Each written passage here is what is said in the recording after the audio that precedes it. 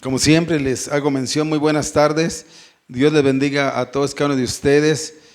Que el Señor les fortalezca, que el Señor ponga en nosotros el estar atento en nuestro corazón para que podamos nosotros aplicar lo que el día de hoy aprendamos.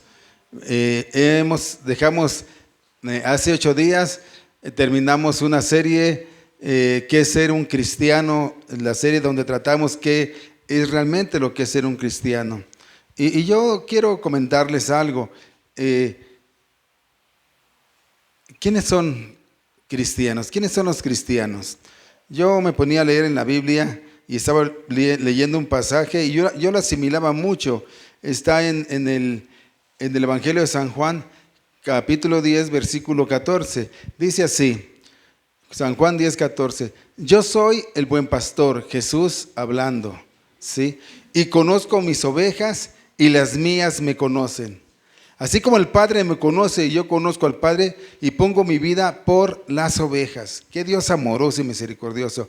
También tengo otras ovejas que no son de este redil. Aquellas también debo traer y oirán mi voz y habrá un rebaño y un pastor. Dice así, por eso me ama el Padre, porque yo pongo mi vida para volver a tomarla. Nadie me la quita, sino que yo de mí mismo la pongo. Tengo poder para ponerla y el poder para volverla a tomar.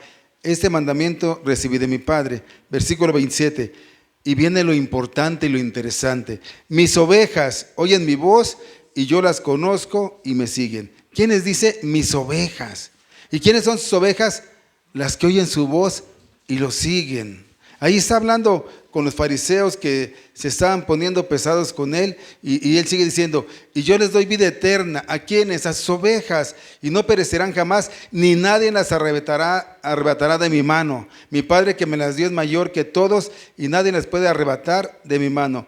Yo y el Padre unos somos. Entonces algo muy, muy hermoso es que si tú eres oveja del Señor, oyes su voz y lo sigues, eres obediente a su voz. Por eso mucha gente no es obediente a la palabra de Dios, porque no es del redil donde Dios tiene a sus ovejas. Eso es ser un cristiano. Cuando tú has dado respuesta a la voz de Dios, abres tu corazón, te arrepientes y le sigues, entonces tú te consideras, Dios te considera oveja y Él dice que te va a dar vida eterna. Hemos estado tocando esos temas, ahora vamos a tocar un tema, vamos abriendo la palabra de Dios. Deuteronomio capítulo 10, vamos a leer el capítulo 10, versículo 12 al 13, ya cuando lo tengan se ponen sobre sus pies. Y déjeme decirle que este es algo muy, muy apegado a lo que hemos estado viendo. Hemos estado viendo qué es ser un cristiano. Bueno, ahora ya definimos quién es un cristiano, pero ahora vamos a ver qué es lo que Dios quiere del cristiano. Dios quiere de su pueblo, ¿sí? Deuteronomio capítulo 10, versículo 12 y 13. Esto lo voy a dividir en 2 partes porque lo preparaba yo y es muy largo para estarlo anunciando en una sola predicación. Van a ser dos temas de estos pasajes.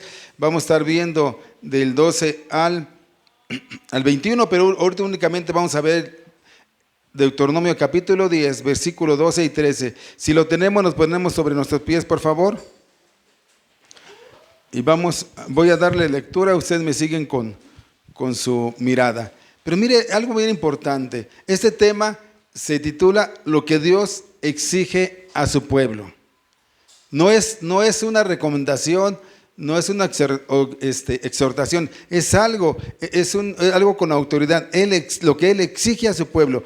Dice el título ahí en el versículo 12. ¿Cómo dice el título ahí empezando en el versículo 12? Lo que Dios exige. El título de esta predicación es Lo que Dios exige a su pueblo, ¿sí? Dice así: Ahora pues, Israel, ¿qué pide Jehová tu Dios de ti? Sino que temas a Jehová tu Dios, que andes en todos sus caminos y que lo ames y sirvas a Jehová tu Dios con todo tu corazón y con toda tu alma, que guardes los mandamientos de Jehová y estatutos que yo te prescribo hoy para que tengas prosperidad. Amén. Vamos a orar. Bendito Padre, gracias te damos, Señor, porque tu misericordia nos ha alcanzado y tu gracia. En esta mañana nos abandonamos en tus manos, Señor, pidiendo y rogando, Señor, que nos des discernimiento, entendimiento, Señor, para guardar lo que el día de hoy escuchemos, para ponerlo en práctica. Que tú, Señor, suplas mis debilidades, suplas mi falta de conocimiento, Señor, y que tú hables al pueblo, hables a tu iglesia, a esa iglesia que has comprado a precio de sangre, y que podamos salir bendecidos por tu palabra, pero no solamente bendecidos, sino fortalecidos para enfrentar el día con día, Señor.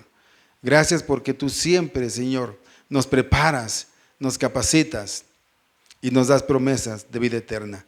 Te agradecemos por ello, ponemos en tus manos esta predicación para que tú nos guíes conforme a tu propósito y tu voluntad. En el nombre de Jesús. Amén. Ocupa ese lugar, mi hermano. Ocupa ese lugar. Esto que acabamos de leer es lo que Dios exige a su pueblo. Si tú eres cristiano, es lo que Dios te va a pedir, es lo que Dios te va a exigir que tú cumplas, que tú hagas. Y cuando nosotros leemos el Antiguo Testamento, pareciere, sobre todo nosotros como bautistas, creemos que esas palabras no podrían aplicar a nuestras vidas. Porque cuando comenzamos a leer la palabra de Dios, siempre nosotros recomendamos, y lo hemos hecho, recomendamos siempre a las personas que inician, que lean los evangelios. ¿Por qué? Porque pensamos que si empiezan por Génesis, creemos o pensamos que no van a entender mucho de lo que se está hablando ahí. Pero ¿qué decimos del Apocalipsis? También es un libro que es un poco problemático de entender, pero déjame decirte que cuando alguien está empezando, para el hombre natural, toda palabra no tiene sentido. Incluso puede llegar a entender con facilidad el Nuevo Testamento, pero puede entenderlo, pero no lo va a creer en su corazón. Por eso el Señor se preocupa por su pueblo. Él quiere que su pueblo aprenda. Muchas veces nosotros como cristianos no damos el énfasis al Antiguo Testamento como debiera ser, porque creemos que el Antiguo Testamento fue escrito solamente para los judíos y el Nuevo Testamento es escrito solamente para los cristianos. Y no es así, porque el Antiguo Testamento es la sombra de lo que iba a venir. Yo lo digo así, y el Nuevo Testamento es la confirmación de lo que ya vino y sucedió y está por suceder. Recordemos que toda la palabra, desde Génesis a Apocalipsis, está inspirada por Dios. No solamente el Nuevo Testamento, sino toda la palabra está inspirada por Dios. Y podemos leer en este texto que iniciamos, que empieza así, dice así: ahora pues Israel. Y muchas veces podremos pensar, porque a veces así se piensa, podemos pensar que esto no es para nosotros, esto es para el pueblo de Israel. Pero debemos de preguntarnos una cosa: ¿será que esto que menciona el Señor en su palabra será solamente para el pueblo de Israel?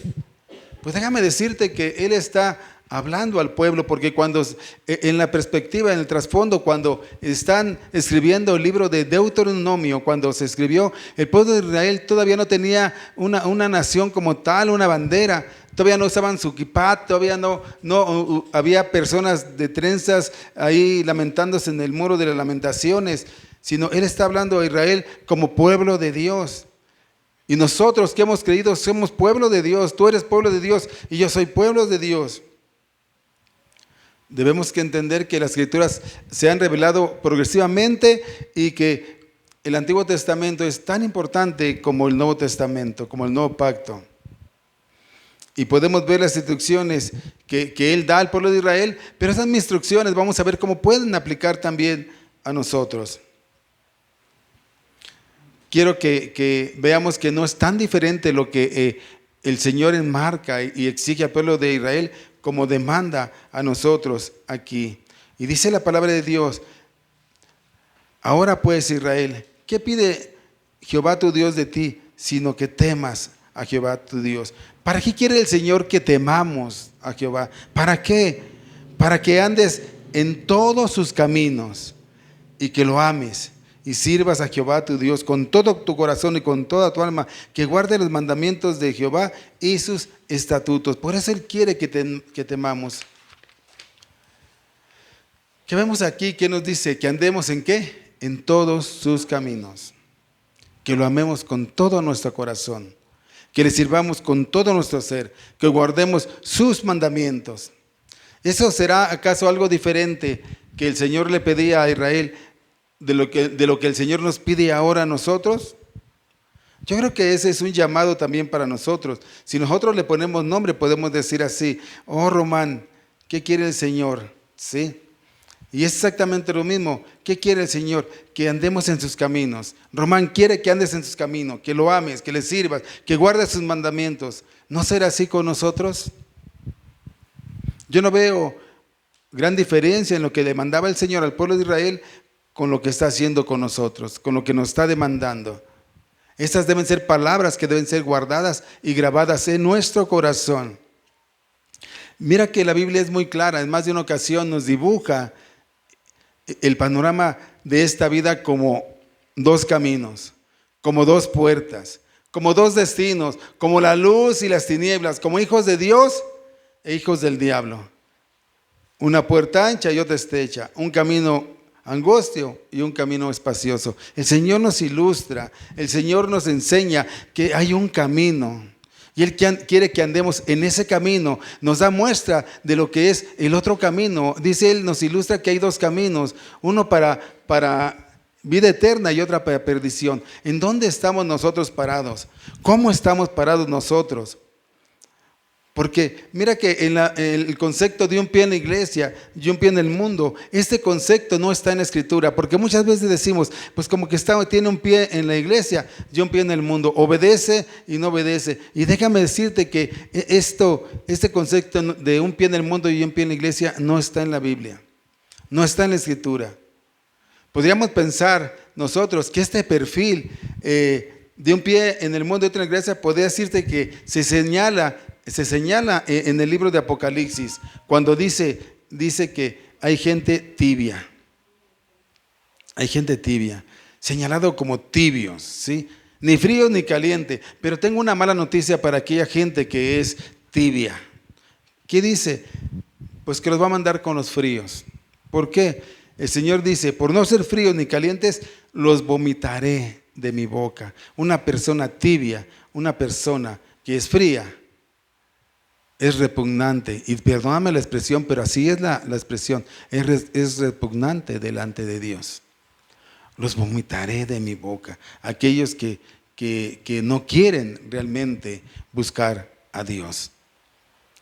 Y el claro ejemplo lo podemos ver en la Biblia, lo podemos ver en Judas. Judas estuvo con el maestro, caminó con él 3 años, escuchó los mejores mensajes, vio los milagros, vio su comportamiento. 3 años con las enseñanzas de Cristo, y a pesar de haber visto todo eso, de haber cantado con el Señor, de haber cenado con el Señor, de haber trabajado y caminado con el Señor, fue el hijo de perdición. Nunca fue salvo, porque en su corazón había codicia, había malicia. No hay medias tintas para con Dios, mis hermanos. Y a veces es difícil hablar de estos temas porque quisiéramos que nos hablaran de cosas bonitas, pero no hay medias tintas. Hay dos caminos, el que lleva a la gloria y el camino que lleva a la condenación. El camino de Dios y el camino del mundo. ¿Dónde estamos nosotros parados? ¿Dónde estamos caminando? El camino de la luz y el camino de las tinieblas. Y lo primero que quiere Dios es que andes en sus caminos. ¿Dónde está usted caminando? Déjeme decirle que si usted no es su oveja, usted está caminando en el camino de la perdición. Yo no lo digo, lo dice la palabra de Dios. Si tú eres mi oveja, oyes mi voz y me sigue, dice la palabra de Dios. Y no está en nosotros, está en Él. Está en Él. Nosotros a veces caminamos y no sabemos ni por dónde vamos. No es el camino que a usted mejor le parece, ni el camino que usted cree que es el más correcto, porque recuerde lo que dice la Biblia. Vamos a poner Proverbios 14:12, a ver qué dice la Biblia ahí, porque muchos dicen, pues este es el camino que mejor me parece, este es el camino que yo creo que es el más correcto. Pero mire lo que dice Proverbios 14:12.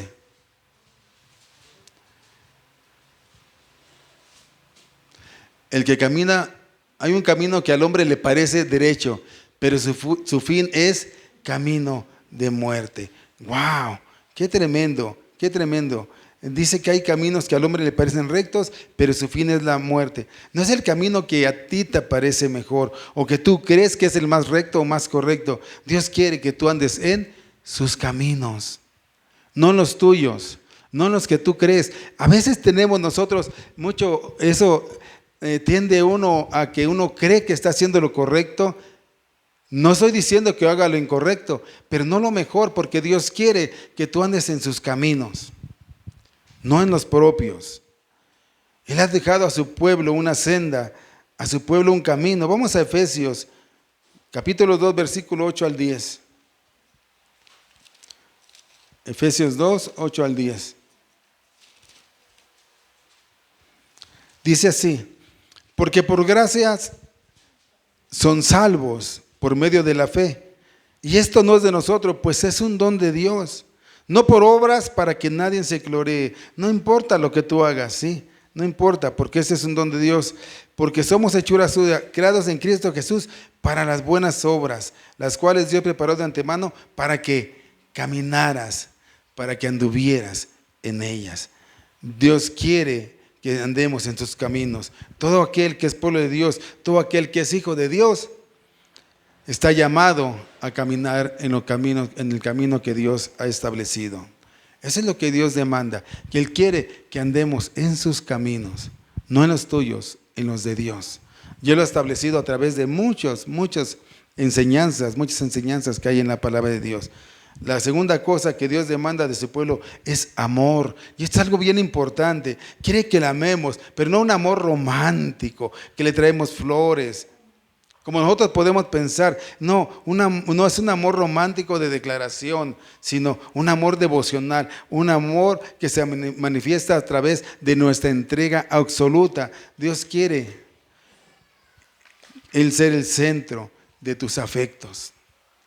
Dios será el centro de tus afectos, es el que gobierna todo Dios. Dios quiere que sobre todas las cosas que te agraden en este mundo, sobre todas las cosas que te satisfazcan en este mundo, Dios quiere que ser mayor que todo eso, que sea tu mayor pasión. Dios quiere que estés apasionado por Él, que estés completamente enamorado de Él. Dios quiere ser el centro de tu corazón, de tus afectos, de tus emociones. Que todo te pudiera faltar, todo excepto Él. Y que eso fuera suficiente para ti. Él quiere conquistar tu corazón.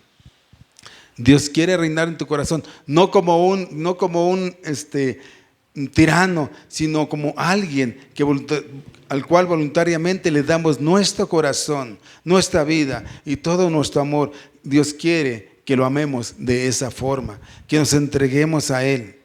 Mira lo que dice, si pones en la pantalla, Marcos 12, 29 al 31.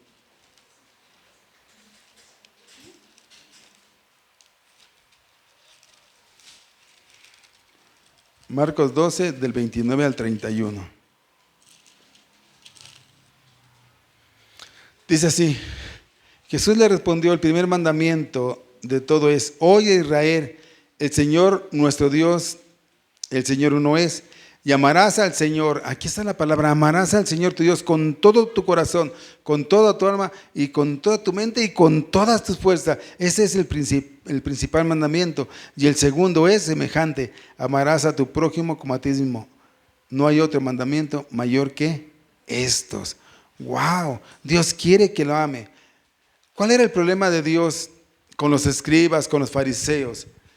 Que este pueblo, decía él, este pueblo de labios me honra, pero no me ama. ¿Por qué? Porque su corazón está lejos de mí. ¿Qué significa eso? Que no me aman, me cantan, sí, hacen sacrificios, hacen obras religiosas, ofrendan, sí, pero no me aman. Mucha gente va a la iglesia, canta, sirve, sí, pero aún así muchos no le amamos o no le aman. Y eso no vale para Dios, porque esto es serio. Dios quiere que usted le ame de verdad. Que usted le ame de verdad. No porque usted venga y haga todo lo que crea conveniente, quiere decir que usted ama a Dios. ¿Ama usted a Dios?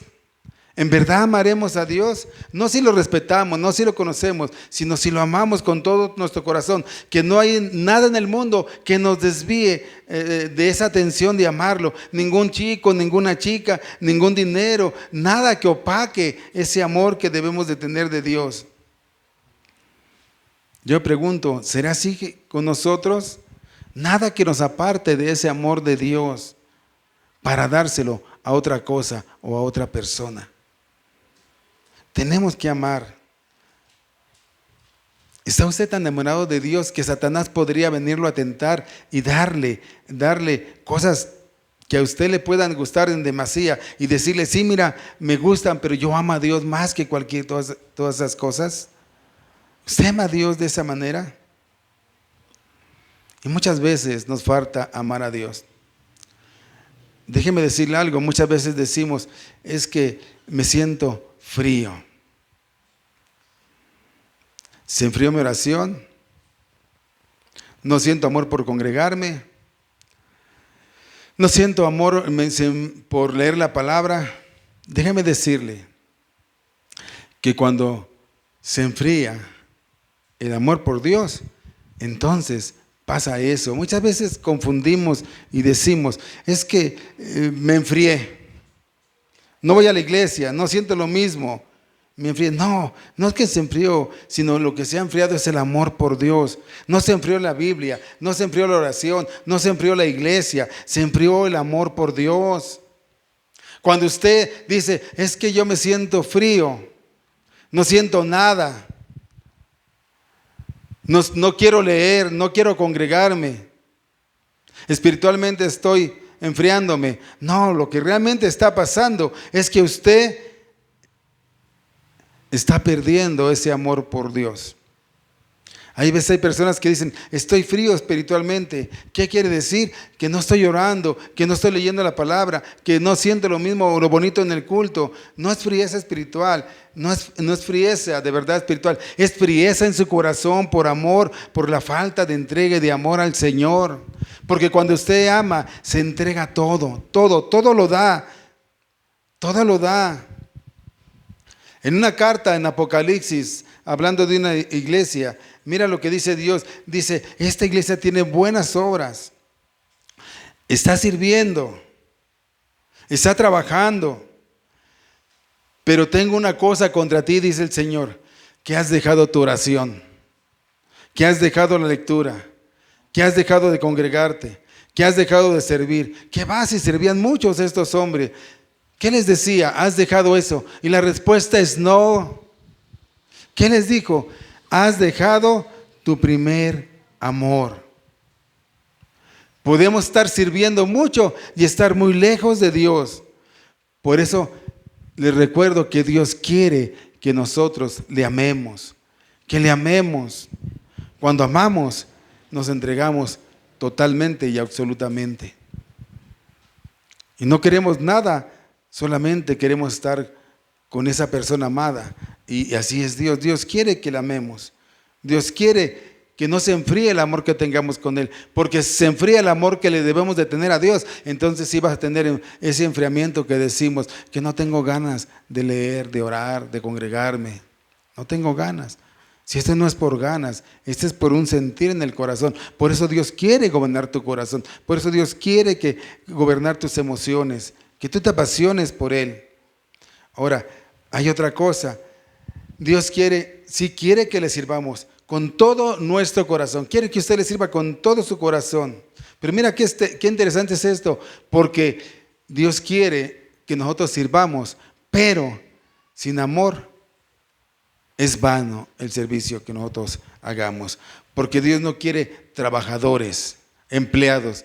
Dios quiere hijos. Dios no quiere trabajadores para mirarlos como un patrón, sino Dios quiere hijos. Él no está formando una empresa, Él no está contratando trabajadores. Dios quiere hijos que ha comprado a precio de sangre, y somos lo que hacemos para Él, hijos comprados a precio de sangre.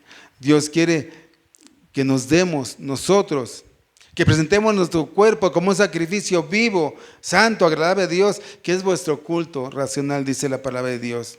Dios quiere que usted sea su ofrenda, que llegue a Él y le digas, te voy a dar lo mejor que tengo. ¿Tu casa? No. ¿Tus hijos? No. ¿El dinero en el banco? No, no, no. Te voy a dar mi vida, me voy a dar a ti. A ti. Porque ese es el ejemplo que Dios nos dio. De verdad, nosotros cuando nos entregamos a Dios así, sin reservas, nosotros muchas veces pensamos y Dios exige y dice, entrégate a mí sin reservas, sin nada. Porque ese es el ejemplo que Dios nos dio a nosotros. Él se entregó sin reservas. Cristo se dio por amor a nosotros. Si puedes poner Romanos 5:8, por favor. Cristo se entregó, así mostró su amor. Y Él quiere que nosotros mostremos ese amor hacia Él, darnos sin reservas, que nada que hay en el mundo nos distraiga y opaque la atención, el amor que tenemos que tener por Dios. Pero hermanos, con qué facilidad nos mueve el mundo a nosotros por las cosas que nos agradan y nos gustan. Dice Romanos 5:8, mas Dios muestra su amor, mostrando su amor. ¿De qué manera mostró Dios su amor para con nosotros? Que aun siendo pecadores, que merecíamos la muerte, que merecíamos la condenación, que no merecíamos misericordia. ¿Qué dice? Cristo murió por nosotros. Él se entregó por nosotros. Ese es el amor, la entrega total, aún que vaya de por medio la vida. Dios quiere ser amado.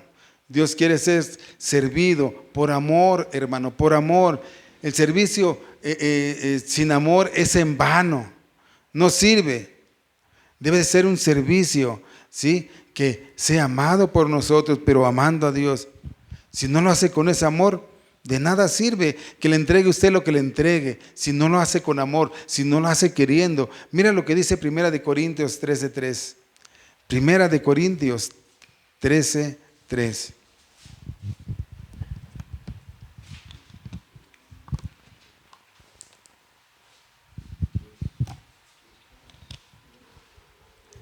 Y si repartiese todos mis bienes para dar de comer a los pobres, ¿es algo malo? No, es algo fabuloso. Y si entregase mi cuerpo para ser quemado, o sea, que entregara mi cuerpo y no tengo amor, de nada sirve. De nada sirve. Tenemos que hacer las cosas sirviendo con amor. Sirviendo con amor. Hermanos, tenemos que hacerlo con amor. Todo es con amor. Todo es con amor. Dios quiere que le sirvamos con amor.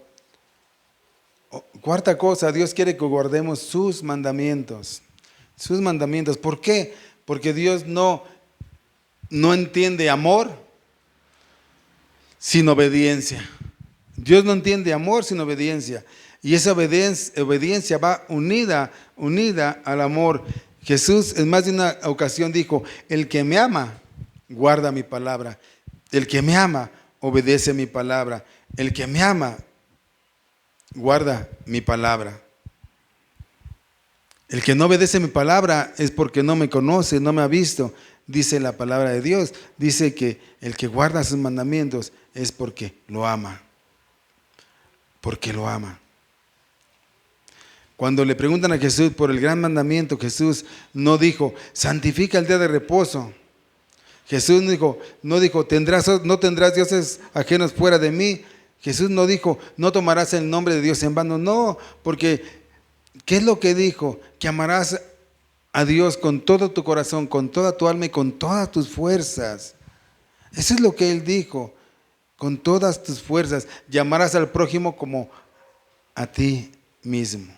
Debemos amar al prójimo también, con ese amor. Muchas veces, ¿por qué Dios nos dice que amemos al prójimo? ¿Por qué? Porque Él entiende muchas veces nuestro orgullo, nuestra arrogancia. Él sabe que nosotros nos amamos a nosotros mismos, que es fácil amarnos a nosotros mismos, pero Él quiere que vayamos más allá, que amemos a aquel que no soy yo. Que no somos nosotros mismos. Él quiere que nosotros le amemos. Él dice, amarás a tu prójimo como a ti mismo. Porque el que ama, hermano, no traiciona. El que ama no miente. El que ama no engaña. El que ama no difama. El que ama no calumnia. Y ese es algo bueno. Yo le pregunto, ¿amaremos a Dios así como Él lo demanda? ¿Amamos a ustedes, hermano, en fe? ¿Amamos a nuestros hermanos en fe? Porque ese es un mandamiento claro. Si usted tiene algo con el hermano, vaya y póngase a cuentas con él, porque debemos amarnos, porque Dios así lo ha establecido. No porque yo lo diga, y no está diciendo si tu hermano te cae bien o no te cae bien, sino que tenemos que amar a nuestro prójimo, mayormente a nuestros hermanos, porque es bien fácil amar a veces a nuestros hermanos. Es facilísimo amar a nuestros hermanos, pero les digo una cosa, lejos de amar al prójimo, de verdad que, ¿cómo decirlo para que no se oiga fuerte, tan fuerte? En lugar de amar al prójimo, no le deseamos buenas cosas al prójimo.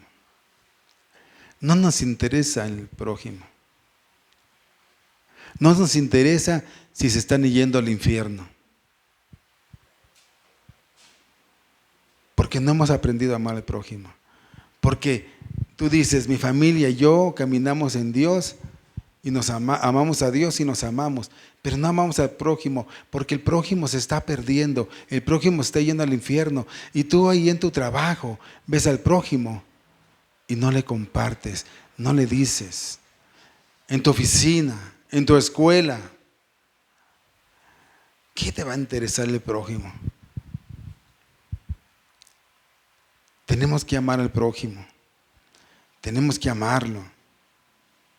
Tenemos que hablarle del mensaje de Dios, del mensaje de salvación. Tenemos que decirle quién es Jesucristo, que si tú crees en Él serán salvos, y si no, serán condenados, se irán al infierno. A veces debemos que decirlos, esto porque les amamos. Pero pastor, esto no les va a gustar a las personas que no conocen de Dios. Si usted le dice, si no te conviertes al Señor, te vas a ir al infierno. Pero hermanos, déjenme decirles que esto, aunque parezca fuerte, nuestro deber no es que le guste el mensaje, nuestro deber es hablar con verdad lo que dice el Evangelio. Si muchas veces a nosotros nos cuesta trabajo entender, muchas veces nosotros nos enojamos cuando estamos escudriñando, estamos diciendo la palabra de Dios y nos sentimos aludidos por la palabra y nos enojamos. Y a veces ya no venimos a la iglesia o nos vamos a la iglesia porque la palabra nos está hablando a través del Espíritu y nos está redarguyendo en nuestros corazones. Cuando se está hablando una doctrina sana. Porque en ninguna parte de la Biblia dice que la conversión de la gente vendrá si suavizamos el mensaje. Porque yo recuerdo a Juan el Bautista decía, arrepentíos. Jesús decía, arrepentíos. Pedro decía, arrepentíos. Pablo decía, arrepentíos. Debemos predicar la verdad. Debemos predicar la verdad por amor al prójimo. Pero seamos sensatos en esa predicación de cómo nos comportamos, cómo nos conducimos. Dar ejemplo en todo tiempo. Pero debemos de amar. Si amamos al prójimo, tenemos que decirle que si no se arrepienten y no van a Cristo, a los pies de Cristo, están perdidos, sin esperanza. ¿Cuánto amamos al prójimo? ¿Sí le estaremos hablando a aquellos que vemos que están perdiendo? Ya no digo al hermano, pero tenemos que hablarles. ¿Por qué? Porque queremos hacer la voluntad de Dios. No hablamos, no quiero que hablemos de un amor, no quiero que hablemos de un amor falso o un amor romántico, como se presenta en muchos lugares, sino un verdadero amor que se traduce en hechos. Primera carta de Juan, capítulo 3, versículo 18. Por esa vez yo pido discernimiento, que nos dé el Señor discernimiento para que nosotros podamos entender lo que Dios habla a nosotros, a nuestro corazón. Que Dios nos haga madurar a través de la palabra, porque cuando tenemos discernimiento y la palabra la sentimos dura, lejos de enojarnos, lejos de sentirnos señalados, debemos decirle, Señor, gracias, porque quebrantas, redargulles mi corazón y me estás dando unas señales de que debo de hacer algo, de que debe de cambiar algo en mi vida. Eso es cuando somos maduros o vamos en esa madurez creciendo.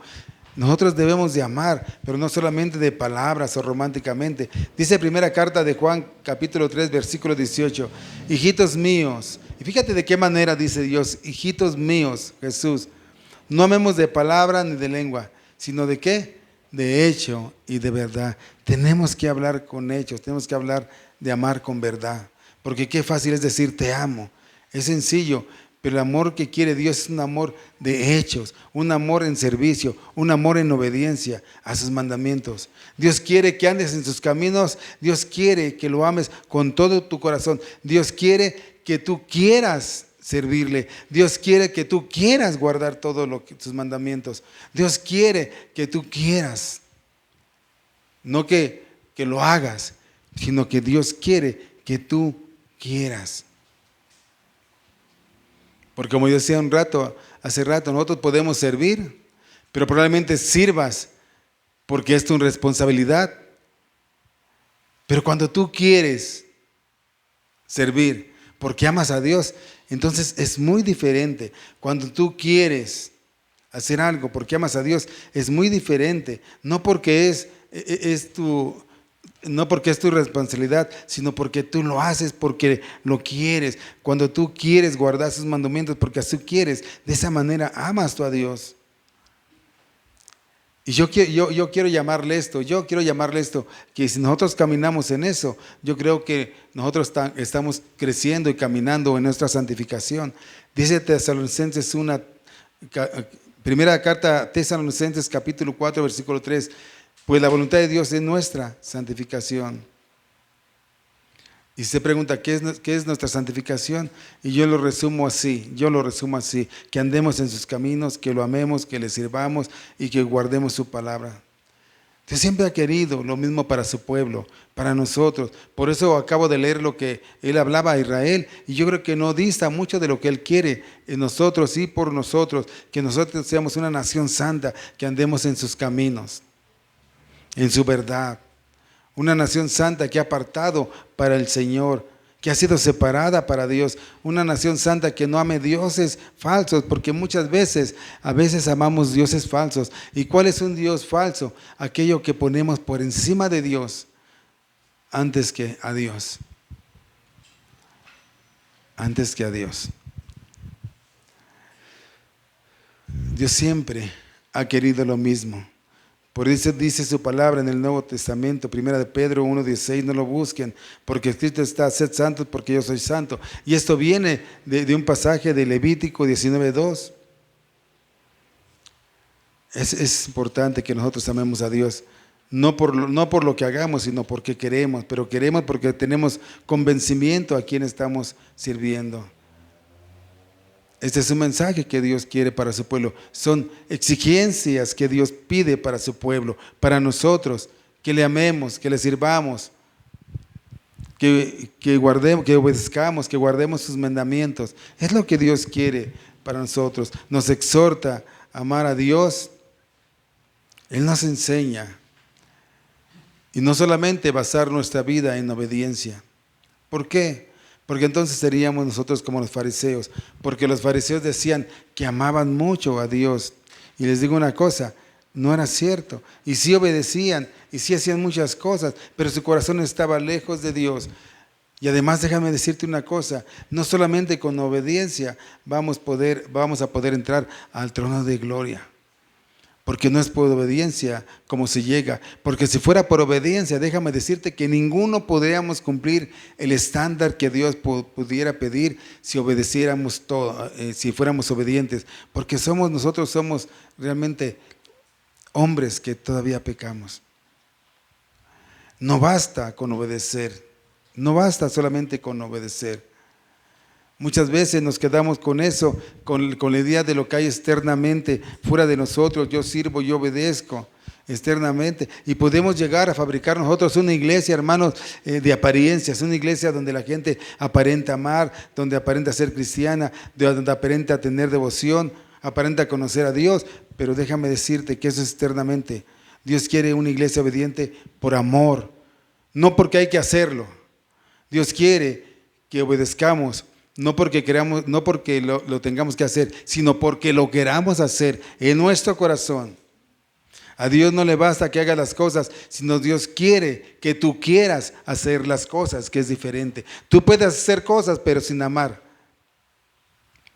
Tú puedes servir sin amar. Pero qué es hermoso cuando tú amas. ¿Y por qué amas? Tú quieres hacer lo que Dios quiere que tú hagas. ¿Cuántos de nosotros estaremos haciendo así? ¿Cuántos de nosotros estaremos amando así? Y déjame decirte que hay algo con lo cual termina, y vamos a estar hablando de esto la semana que viene. Termina este pasaje. Dice, en el Deuteronomio 10, versículo 13. Y Señor, ¿por qué quieres? ¿Por qué quieres, Señor, y pidas a tu pueblo que ande en tus caminos, que te ame, que te sirva y que guarde tus mandamientos? Y dice ahí, acabando el versículo 13, dice así, para que tengas prosperidad. Y voy a hablar en la semana que viene un poquito de este tema porque podría confundirse con lo que hablan en muchas iglesias en base a la prosperidad. Pero Dios quiere prosperarte. Dios quiere que todo sea para tu bien, hermano, para tu bien. Si tú haces esto, te dice Él, ¿sabes qué? Vas a ser próspero. Vas a ser próspero. No es que quiera tu amor, tu servicio, tu entrega, para que luego tu vida sea desdichada, triste. No, Dios quiere tocar ese corazón el día de hoy y que tú lo hagas por amor, que andes en sus caminos, que hagas su voluntad. Él quiere que te vaya bien. Que te vaya bien, por eso te dice, si tú haces esto, la consecuencia de hacer esto es que te vaya bien en todo lo que tú hagas. Pero muchas veces nosotros nos empeñamos en amarle, en buscarle, queremos hacer lo que queramos, queremos caminar como queremos y muchas veces por eso no nos da bien, por eso hay muchos matrimonios rotos, por eso hay muchas familias destruidas, hay muchos padres heridos, muchas personas heridas, señaladas, juzgadas. ¿Por qué? Porque no hemos amado a Dios, porque no hemos caminado en sus caminos. Cuando nos va mal definitivamente o generalmente es porque nos alejamos de Dios, porque no consultamos a Dios.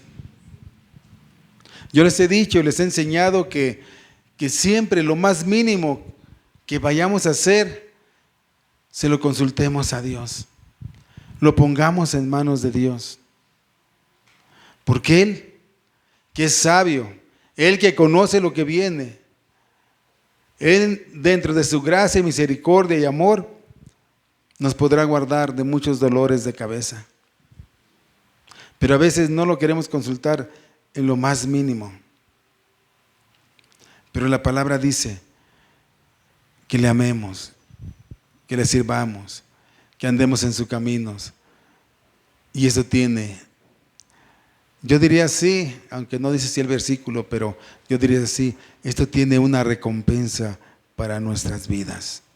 Y lo vamos a ver más profundamente la semana que viene. Vamos a continuar, vamos a terminar la semana que viene, pero Dios quiere que te vaya bien. Y no lo ames por conveniencia, sino que lo ames por lo que Él es, no solamente para que te vaya bien. La vida es fácil, pero nosotros nos la complicamos cuando no amamos a Dios o cuando nos amamos más a nosotros que a Dios.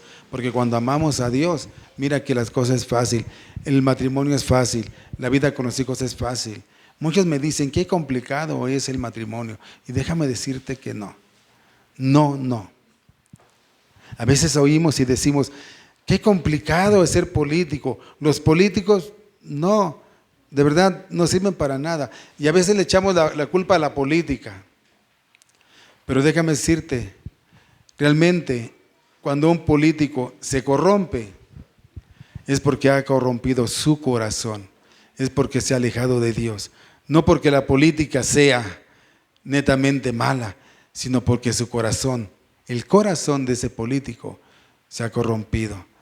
Porque el corazón de ese padre, de ese esposo, se ha corrompido, se ha alejado de Dios. Tan fáciles que fueran las cosas en manos de Dios, no quiero decir que no vengan pruebas, pero quiero decir que si tú estás siendo obediente a Dios, hay una recompensa para tu vida, más aumentada a la que el Señor ya te dio cuando has creído, que es la vida y la vida eterna.